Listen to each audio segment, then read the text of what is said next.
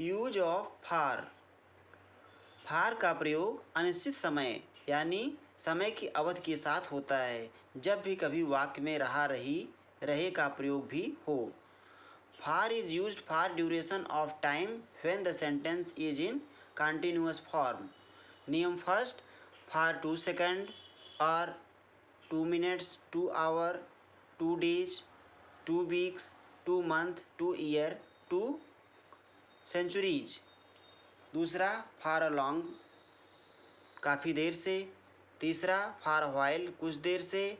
चौथा, for many days, many hour, for many months, for many years.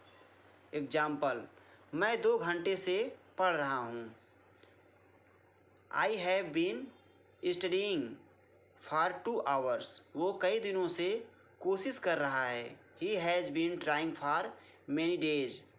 दूसरा, for any purpose, के लिए, पढ़ने के लिए, देखने के लिए, पैसे के लिए, किताब के लिए। एग्जाम्पल, मैंने ये तुम्हारे लिए किया। I did it for you, वो मेरे पास पैसे के लिए आया। He came to me for money. तीसरा नियम, फॉर एक्सचेंज, किसी चीज़ के बदले कुछ और।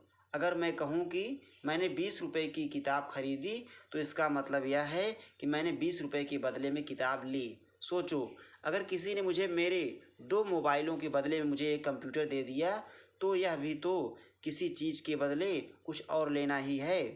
एग्जाम्पल, मैंने 500 रुपये में मोबाइल दिया। I gave a mobile for ₹500। उसने 5 रुपये में एक पेन खरीदी। He bought a pen for ₹5।